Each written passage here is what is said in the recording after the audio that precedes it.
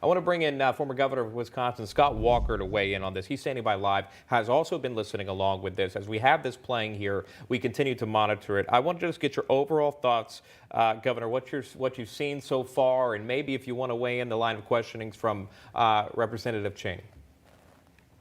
Yeah, the bottom line is what happened on January 6th is a horrible situation. I called it that on the day it happened, but it's also been horrible what we've seen the last year. I pointed out what happened in Portland at the federal courthouse there, what happened in Seattle, what happened just down the way from where I'm at right now in Kenosha, Wisconsin, where they burnt several buildings to the ground with protests that were happening there. In each of those cases, these are law enforcement issues.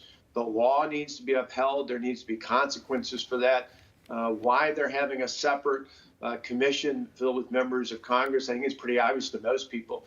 They're trying to make this into a larger political issue. Look into this, hold people accountable, issue charges, sentence people if they're found guilty. But that should be also true with other things that happened over this past year in places like Kenosha, Madison, Portland, Washington, Seattle, and elsewhere. Governor, we've spoken before about the remaining questions that we have, quite frankly, and we've seen that on both sides of the aisle, especially when it comes to security breach, as to how this massive crowd was able to enter into the Capitol, why Capitol police officers did not have enough staff members who were adequately able to defend the Capitol.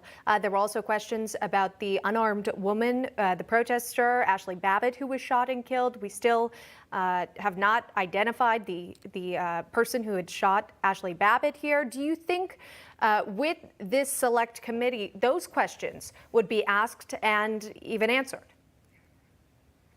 Well, again, there's no doubt this is an issue where if you're going to look into things, one, I think this should be law enforcement should be looking into it. But if there are issues that deal with Congress, they should be asking the Capitol Police why they weren't doing more to be prepared for this or any other similar circumstance. I mean, to me, we live in a country of over 330 million people. Obviously, there are tens of millions of people who supported Donald Trump in last year's election. There were tens of millions of people who supported Joe Biden in the election. And the vast majority of these people weren't in Washington on this day. And of those who were there supporting President Trump, the vast majority of those individuals were at a rally. They weren't at the Capitol. So what happened? What was the connection? And why weren't the Capitol Police and the people supporting them more prepared for this? I think that's a legitimate concern, whether it's on January 6th or any other day of the year.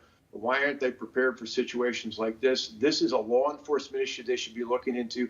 I worry, even as we saw in the early questions, though, that this is going to get into asking law enforcement to somehow generalize about what they think may or may not have been the motives. Those are the things investigators should be looking into and reporting on that to prepare for future events, not necessarily grandstanding on when it comes to politics. Yeah, again, the sticking point about Ashli Babbitt being shot inside the Capitol, we know that to be true because we watched it on video as a nation. And it's unfortunate because it depends on which television network that you tune into that you see it. As you see the video play, there's the gunman there. We saw this as she was going halfway through a window, as you see the gunman. That gunman has not been officially identified. I know there are names and pictures floating around online, but officially that hasn't came out yet.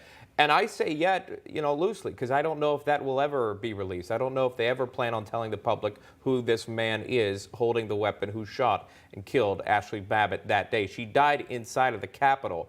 My question is this: if you care about the facts, the fact is she was shot inside the Capitol building by this person. These facts need to be asked, whether you have your own opinions on how this carried out or not. Ashli Babbitt lost her life that day inside there by this person. Why aren't there more questions that are asked? And will this be asked inside this committee? Do you expect that, Scott Walker? Well, again, these are sorts of things. First of all, I just want to stress whether it's the Capitol Police, other law enforcement, certainly here in Wisconsin over the years, I've worked with the men and women who every single day risk their lives in law enforcement. But what I found when I was governor, one of the most important things when there was officer-related shooting was to have an independent review. That was not only important for the victim, the family, the friends of that individual, but also for law enforcement, so that if the person involved in law enforcement is legitimate, There's an independent outside review of that. Conversely, if in rare instances there was a problem where they didn't follow the rules or the laws accordingly, there was an independent review. It wasn't left on that particular agency. To me, this again it's the law I signed. It was the first of its kind in the nation. This is the sort of thing that should be happening in this case. Have an independent review, but don't have that in front of a congressional committee. Actually have people with law enforcement experience to look into this as a criminal matter, to understand what exactly had, to understand what the circumstances were, and then to let that be transparent. Let the public know. One of the biggest problems with much of what happened on January 6th is that people don't fully know what happened and why. Treat this like you would any other situation across America. Involve law enforcement, involve experts, and most importantly, have independent reviews. Don't politicize this. It's not good for anybody. Well, this select committee just now getting started. Again, we heard testimony from 4 police officers involved. Hey, I'm Rob Finnerty. Thanks for watching. If you enjoyed this video, please join the conversation in the comments below. Don't forget to subscribe, too. Hit the bell icon to be alerted to breaking news. And remember, there's a whole lot more on Newsmax TV, America's fastest growing cable news network.